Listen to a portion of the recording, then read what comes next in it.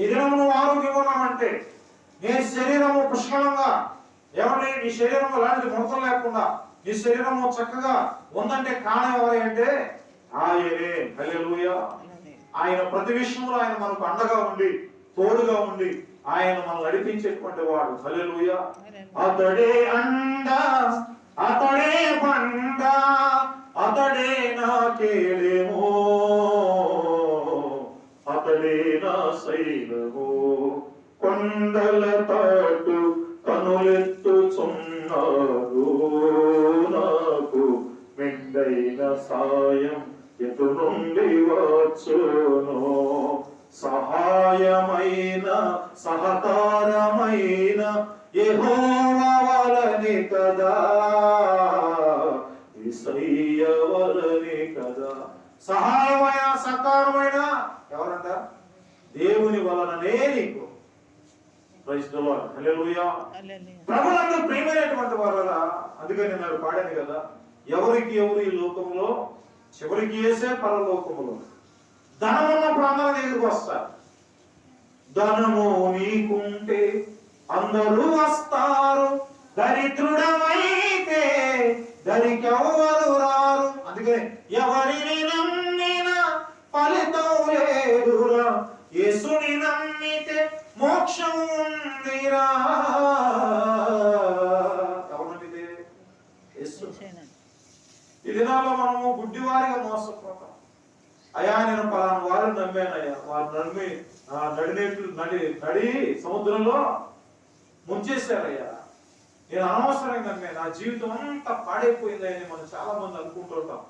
గుడ్డిగా నమ్మేస్తాం. మనం ఎవరిని పడితే వాళ్ళని గుడ్డిగా నమ్ముతాం. మనుషులం కాబట్టి మనకి ప్రేమ ఏమన్నా ఉంది కాబట్టి ఎవరిని పడితే వాళ్ళు నమ్మేస్తాం. వాళ్ళు మనల్ని ఏం చేస్తారు? చివరికి మోసం చేస్తారు. అందుకని మనం మన పొరుగు వారితో కానీ లేదా మన పక్క వారితో కూడా జాగ్రత్తగా ఉండాలి. కొన్ని సందర్భాల్లో ఏమండి, ప్రభునందు ప్రియమైనటువంటి వాళ్ళరా, వారు వాళ్ళని మోసం చేసేసిన తర్వాత మన దగ్గర ఉన్న కాస్త కొన్ని ఏదో ₹1,00,000 ఉందనుకోండి, ఎక్కడ లేని చుట్టాలు బయలుదేరతారు. అయ్యా పలానా మీ తాలూకా అది ఇది అని చెప్పేసి స్నేహాలు పెంచుకొని దేనికోసం వస్తారంటే మన కోసం రా, మన దగ్గర ఉన్నటువంటి డబ్బు గురించి వస్తారు. ఆ డబ్బు లేదాక తీసుకుంటారు, అనుభవిస్తారు, ఎంజాయ్ చేస్తారు. తీరా ఈ డబ్బు అయిపోయిన తర్వాత ఉంటారు, వెళ్ళిపోతారా? వెళ్ళిపోతారు. ఈ లోకంలో ఏది శాశ్వతమైనది ఏది లేదు. నీ భర్త శాశ్వతం కాదు, లేదా నీకున్న భార్య శాశ్వతం కాదు, నీ పిల్లలు శాశ్వతం కాదు. అందుకని ఎవరు నమ్మినా ప్రయోజనం లేదు, కానీ యెహోవాను ఆశ్రయించడం ఎంతో శ్రేష్టము. హల్లెలూయా. ప్రభు యేసునందు నీ బ్రతుకులేనిచో ఉన్నదంత సున్నా, నీకు ఆస్తి పాస్తులున్నా, నీకు బంధు బలగమున్నా, ఏంటంట? ఆస్తి పాస్తులున్నా, బంధు బలగమున్నా, అది నీకు చివరికి ఏది అక్కరకు రాదు. నీవు తల్లి గర్భమున దిగంబరగా పుట్టావు, మళ్ళా దిగంబరిగానే వెళ్తావు. నువ్వు ఈ లోకంలో దేనిని తేత పుచ్చుకొని వెళ్ళలేవు. ప్రభువునందు ప్రియమైనటువంటి వాళ్ళరా, నువ్వు ఈ దినం ఎలా ఉన్నావంటే వట్టి ఊపిరిని పోలి ఉన్నావు. చూస్తానే బాగున్నావు, శరీరం బాగుంది, ముఖం బాగుంది, అన్ని బాగున్నాయి, కానీ నీవు ఎలా జీవిస్తున్నావు? ఒట్టి ఊపిరి. యేసు ప్రభు నీకు లేకపోతే నీకు ఒట్టి ఊపిరే, ఏమీ లేదు. ఏమంటే ఒట్టి ఊపిరికి వెళ్ళినటువంటి వారు, యోగ గ్రంథంలో రాయబడుతున్నటువంటి మాట, ఒట్టి ఊపిరికి వెళ్ళినటువంటి వారు. ఈ మనుషులు ఎలాంటి వారంటే, ఒక ఎత్తైనటువంటి ప్రదేశంలో నీళ్లు పోస్తే అవి ఎక్కడికి వెళ్తాయి? ఎత్తులోకి వెళ్తాయా, డౌన్లోకి వెళ్తాయా? డౌన్లోకి వెళ్తాయి. మన జీవితం కూడా అంతే. నీళ్లు ఒప్పినప్పుడు ఒక తప్పేలో నీళ్లు లేకపోతే దేంట్లో నీళ్లు వదిలి ఒప్పామనుకోండి, ఆ నీళ్లు ఎట్టా వెళ్ళిపోతాయో అలాగే మనం కూడా. అది ఇంకొక విషయం ఉన్నటువంటి బైబిల్లో, మనము కలగలిగినటువంటి వారంగా ఉన్నామంట. ఎలా ఉన్నాం? రాత్రి నిద్రపోయినప్పుడు చక్కగా ఫలాలు తిని బాగా బరిగి పడుకుంటాం. ఏమంటే కొంతమందికి మొత్తం నిద్రలో కలలు కూడా రావనుకోండి. కొంతమంది పడుకుంటే వాడు ఏదో పెద్ద ₹1,00,00,000 సంపాదించేసినట్టుగా, వాడు మేడల మీద తిరిగినట్లుగా ఏదో అనుకుంటారండి. తీరా కళ్ళు తెరవంగానే గప్పుకుని వెలుగు వస్తే ఏమీ లేదు. మన జీవితం కూడా అంతే. అందుకని ఈ 3 నెలల ముచ్చట ఇది ఏమీ లేదు. ఎన్నాళ్ళంట? 3 నెలలు ముచ్చట. ఇప్పుడు 30 దాటితే గ్యారెంటీ లేదు. షుగర్ వచ్చిందా కష్టం. చాలా మందికి షుగర్ అటాక్ అయిందంటే ఏమంటే అంతే సంగతులు. జాగ్రత్తగా ఉండాలి. బిళ్ళ మీద ఆధారపడటమే, ఇన్సులిన్ మీద ఆధారపడటమే. కనుక మనం ఏ విషయంలో కూడా మనం వెలవేయడానికి వీల్లేదు. మనం ఏ విషయంలో కూడా నాకు అది ఉంది, నేను ఇది తింటాను పయానక, ఈ ప్రపంచం తినేదంతా ఒకటే. వాడు ఉన్నవాడు తినేది అదే, మనం తినేది కూడా అదే. ఇంక వేరే ఫుడ్ ఎక్కడా లేదు. ఉన్నా వేరే వెరైటీ ఉన్నాయా? ఒకవేళ వెరైటీలు ఉన్నా గంటకు వరకంతకు వెళ్ళాలి బయటికి, అవునా కదా?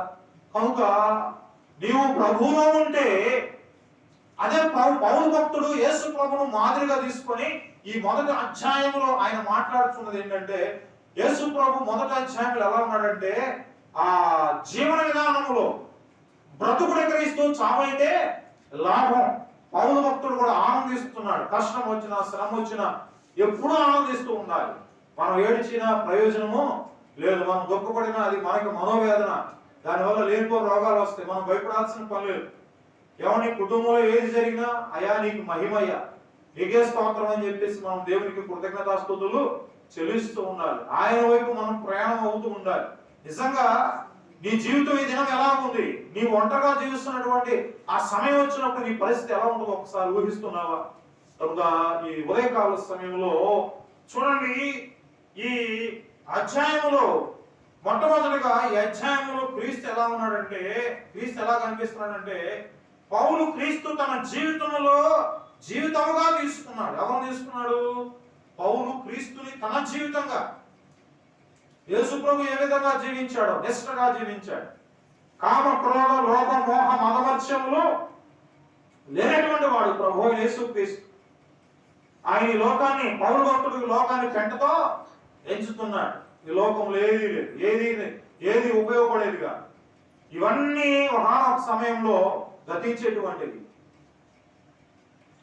కాలాలు మారిన మన దేవుడు మారని దేవుడు, మార్పు లేనటువంటి దేవుడు. దేవునికి స్తోత్రం, హల్లెలూయా. అమ్మ రామ విదర్శిని చెల్లి దా లోపల ఆయన సన్నిధి దా, దేవునికి స్తోత్రం, హల్లెలూయా. కనుక ప్రభువునందు ప్రియమైనటువంటి వారరా, ఈ ఫిలిప్పీ రాష్ట్ర పత్రికలో చూడండి, ఈ మొదటి అధ్యాయంలో క్రీస్తు ఎలా కనపడతానంటే, పౌలుకి తన జీవితముగా జీవనముగా కనపడుతుంది. అందుకని పౌలు అంటాడు, బ్రతుకుడు క్రీస్తు, చావైతే లాభం. కనుక ఈ దినము బ్రతికే బ్రతుకు అడ్డవారు బ్రతుకులు వద్దు. లేకపోతే అది తీసుకొని అది సంపాదించుకొని మరి ఎంజాయ్ చేద్దాం అనుకుంటున్నావా? జాగ్రత్త. ఎక్కువ తిన్నా రోగాలే. ఇక ఒక యాప్లిగా తెచ్చుకొని డాక్టర్ చెప్తాడు కదా, అమ్మ యాప్లిగా చిన్న ముక్కే తినమ్మా, ఏం తినకూడదు, కాయగా తినకూడదు. అమ్మ మాంసం కొంచెం తక్కువే తినమ్మా, ఎక్కువ తినకూడదు. మనం అన్ని ఎక్కువ చేస్తూ ఉంటాం. తినున్న ప్రాణాలు కదా, కంట్రోల్ చేసుకోలేదు. కనుక ఈ దినము యేసయ్య నీకు జీవన విధానంగా ఉంటే నీ జీవితం కంట్రోల్. హల్లెలూయా. మధ్య సత్యనారాయణ రాజు ఉన్నాడు అక్కడ, తెలుసా మీకు? అక్కడ కట్ట మీద ఆశ్రమం. అందులో ఉదయం వెళ్ళగానే బ్రేక్ఫాస్ట్ ఏంటంటే కాయగూరలు, కాయలు తీసుకొచ్చి చక్కగా అన్ని రకాల ఫ్రూట్స్ తీసుకొచ్చి పెడతారట. దేవునికి స్తోత్రం, హల్లెలూయా. మధ్యాహ్నం పూట కాయగూర రైస్ కొంచెం వేసి కాయగూర పెట్టి, అది కూడా సప్ప ఉప్పులు ఉండవంట. దేవునికి స్తోత్రం, హల్లెలూయా. నిజంగా ఆ విధంగా ఉంటే ఎంత ఆరోగ్యమో తెలుసా?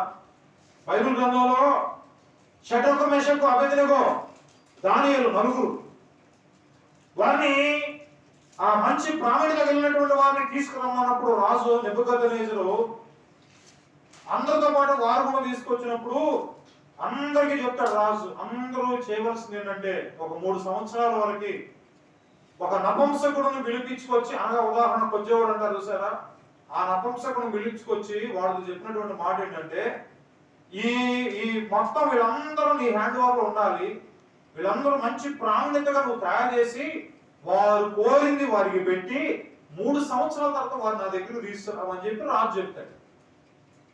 ఈ నలుగురు ఏమంటారంటే, దానియేలు, షడ్రకు, మెషకు, అబేద్నెగోలు ఏమంటారంటే, అయ్యా నువ్వేమనుకో, దయచేసి మాకు రాజు ఇచ్చేటువంటి అన్నపానాలు మాకు వద్దు, ఆయన ఇచ్చేటువంటి ద్రాక్షరసం మాకు వద్దు, ఆయన ఇచ్చేటువంటి చికెన్ 65 మాకు వద్దయ్యా. మమ్మల్ని ఒక 10 రోజులు టెస్ట్ చెయ్యి, మేము కూరగాయలు ఆ శాఖధాన్యం అంటే శాకాహారం పప్పు అవే తింటాం, కానీ ఒకవేళ పానముగా ఆ నీళ్ల కవర్కి వచ్చేపాటికి మాకు ఆ ద్రాక్షరసం వద్దు, మేమేం తాగుతాం, మంచినీళ్ళలో తాగుతాం అని వారు అడిగినప్పుడు, నిజమే సరే టెస్ట్ చేస్తామని చెప్పేసి ఆ నపుంసకుడు వారిని ప్రత్యేకంగా ఉంచినప్పుడు ఒక రోజు వారందరం తీసుకొస్తే వారు అందరూ ఎలా ఉంటారంటే ముఖాలు తోటకూరలాగా ఒడిలిపోయి, మాంసం తిన్న వాళ్ళందరూ ముఖాలు ఒడిలిపోయి భయంకరంగా తయారై ఉన్నారు. అయితే ఈ నలుగురు ఎలా ఉన్నారంటే, వాళ్ళు ఏం తిన్నారు? మాంసాలు తిన్నారా? ఏం తిన్నారు? వాళ్ళు కూరగాయలు, శాఖ ధాన్యాలు తిన్నారు. కనుక వారి ముఖాలు ఎలా ఉన్నాయంటే ప్రకాశిస్తున్నాయి. హల్లెలూయా. ఈ దినాల్లో కూడా ఉపవాస దినాలు దేనికంటే నిజంగా మనం కంట్రోల్ చేసుకోవడానికి, ఈ మాంసాహారమైనటువంటి వాడి దగ్గరికి వెళ్ళకుండా నేను ఫాస్టింగ్ ఉన్నా, ఈ శరీరాన్ని అలగొట్టుకుంటా. నిజమే, ఈ శరీరాన్ని అలగొట్టుకోవడం వల్ల ఆరోగ్యం. ఈ శరీరాన్ని ఇంకా ఓ రోజు పెంచుకుంటా ఉంటే కొవ్వు పట్టింది. డాక్టర్లు అంటారు, అయా నీకు ఒంటి నిండా కొవ్వు పట్టింది. ఆ కొవ్వులో లేనిపోయిన రోగాలు, హార్ట్ అటాకులు, లేకపోతే లివర్లో దెబ్బలు తింటాయి అని. కనుక ప్రభునందు ప్రియమైనటువంటి వాళ్ళ వీటన్నిటికంటే శ్రేష్టమైన ఆహారము దేవుని వాక్యము. హల్లెలూయా. నీ వాక్యమే నన్ను బ్రతికించెను, పాదలలో నెమ్మదినిచ్చెను. కృపాశక్తి, దయాశక్తి సంపూర్ణుడా, వాక్యమై ఉన్న యేసు వందనమయ్యా.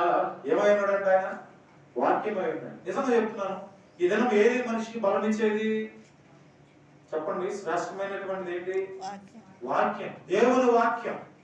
ఆ వాక్యము ఈ దినం నువ్వు స్టోరేజ్ చేసుకుంటే, ఉదాహరణ ఉదయం నాది ఫోన్ రీఛార్జ్ తగ్గిపోయింది, ఛార్జింగ్ డౌన్ అయిపోయింది, మళ్ళా పెట్టాను, తీరా కాసేపు తిరిగి వచ్చి చూసేపాటు 100 పాయింట్లు. అంటే ఇప్పుడు ఫుల్ అయిందా, డౌన్ గా ఉందా?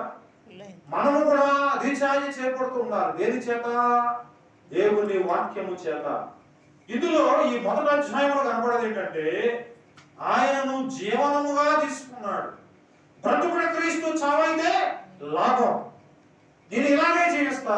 ఎన్ని కష్టాలు వచ్చినా, శ్రమలు వచ్చినా, సాతాను శోధనలధికమైన సొమ్మసులక నేను సాగెదను. లోకము శరీరము లాగినను, లోబడక నేను వెళ్ళెదను. యేసు చాలును, చాలును, యేసు చాలును, చాలును. ఏ సమయమైన, ఏ స్థితికైనా నా జీవితములో యేసు చాలును. సాతాను శోధించిన, లోకము శరీరం నేను లాగిన, నువ్వేం చేయకూడదు? ట్రాక్ తప్పకూడదు. ఆ ట్రాక్ తప్పకుండా ఉండేటువంటి అనుభవం ఎవరిదంటే యేసు ప్రభుది.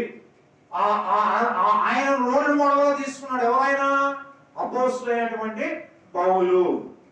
అందుకని అంటాడు, ఆనందించుడి, ప్రభువునందు ఆనందించుడి. మరలా చెప్పుదును, ఆనందించు. అంటే ఇప్పుడు మనం ఎవరో ఆనందించాలి? యేసయ్య ఆనందించాలి. యేసయ్య ఉంటే సంతోషం.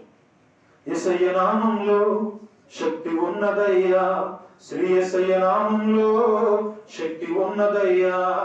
నమ్మితే చాలు నీవు పొందుకుంటావు శక్తిని యేసయ్య నామములో. హల్లెలూయా. పాతాళాన్ని తప్పించే శక్తి కలిగినది యేసయ్య. పాతాళాన్ని కూడా ఏం చేస్తాడ?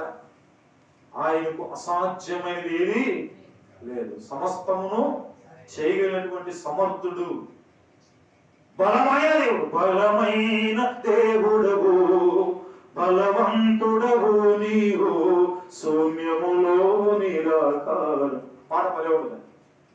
హల్లెలూయా, హల్లెలూయా, హల్లెలూయా, హల్లెలూయా, హల్లెలూయా, హల్లెలూయా, హోసన్నా, హల్లెలూయా, హల్లెలూయా, హోసన్నా, హోసన్నా, హోసన్నా. ఎన్ని నామములో నీకు ఎన్న తరమౌనా. ఎన్ని నామములండి, ఆయన ఎన్ని పేర్లు ఉన్నాయో. గొప్ప దేవుడు అండి. కనుక ఆ దేవుడిని ఆధారంగా చేసుకుని ఈ లోకం అనేటువంటి యాత్రలోని ముందుకు మనము ప్రయాణం చేయాలి. పౌలు భక్తుడు అలా జీవించాడు కనుక, అలా క్రీస్తులో జీవనము కూడా దేవుడే ఉండగా సంతోషమా, దుఃఖమా? క్రీస్తే జీవనంగా పంచుకొని ఆయన జీవిస్తున్నాడంటే పౌలు భక్తుడు కష్టమా, సంతోషమా? చెప్పండి. ఎందుకని సంతోషం? ఆయన మనలో ఉన్న సంతోషం. ఎంత హల్లెలూయా. శరీరానికి రకరకాల శ్రమలు రావచ్చు, కానీ ఆత్మలో ఆనందించాలి. హల్లెలూయా. ఈ భక్తుడు ఆత్మలో ఆనందిస్తున్నాడు. నీవు ఆత్మలో ఆనందించాలి. నీవు ఆత్మ నింపుదల కలిగినటువంటి వాడిగా, కలిగినటువంటి వ్యక్తిగా, స్త్రీగా ఉండాలని ప్రభువును బట్టి మనం చేస్తున్నా. ఈ దినము నువ్వు ఆత్మ నింపబడినటువంటి దానం అయితే నీలో సంతోషం, నీలో ఆనందం, నీలో ఎలాంటి బలహీనత లేదు, నువ్వు ఎలాంటి అనారోగ్య పరిస్థితులకు రావు. కారణం ఏంటంటే ఆ పరిశుద్ధాత్మ నీలో ఉన్నాడు. హల్లెలూయా, హల్లెలూయా, హల్లెలూయా, హల్లెలూయా.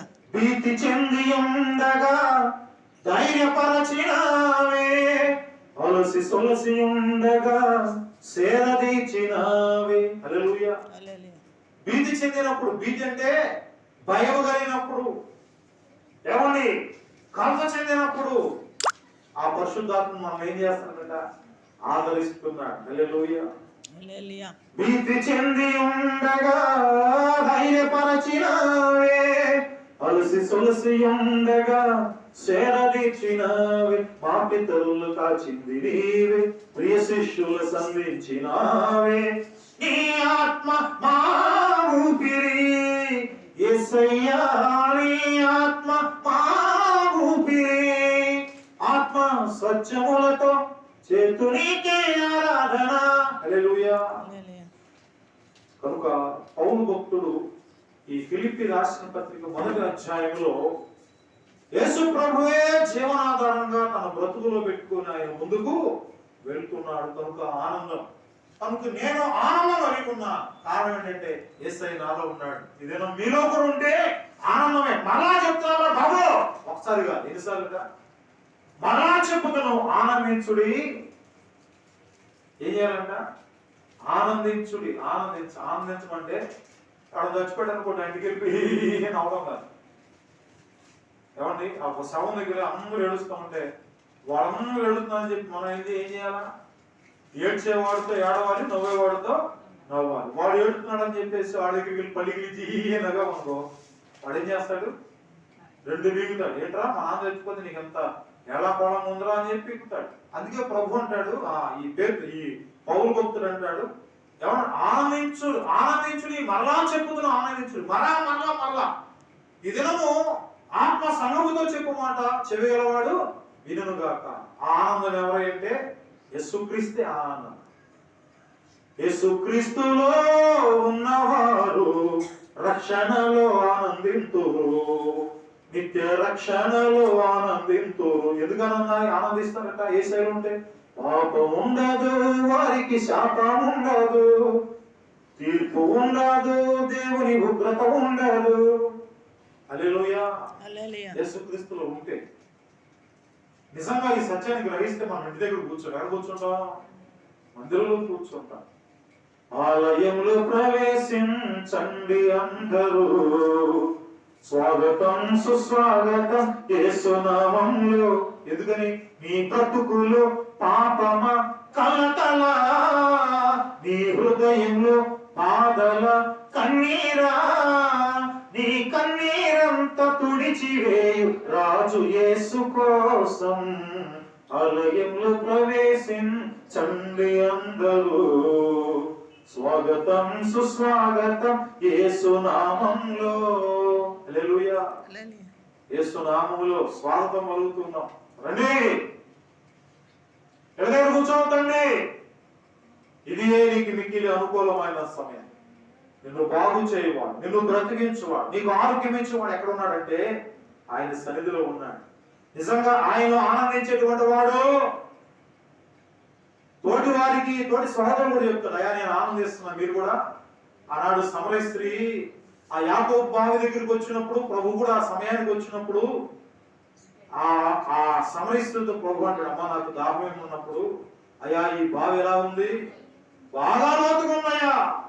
నీ దగ్గర ఏమీ లేదా? చేదుకోవడానికి ఏమీ లేదు. ఇప్పుడు ప్రభు అంటాడు, అమ్మా నేను ఇచ్చిన నీళ్లు త్రాగువాడు మరెన్నడను తప్పికొనడు. అంటే అర్థం ఏంటంటే ఆయన ఇచ్చేటువంటి నీళ్లు, ఆయన ఇచ్చేటువంటి ఆహారం, ఆయన ఇచ్చేటువంటి వాక్యము మరలా మనిషికి ఏం చేయదట? దప్పిక లేకుండా చేస్తుంది. హల్లెలూయా. సమృద్ధిని కలుగు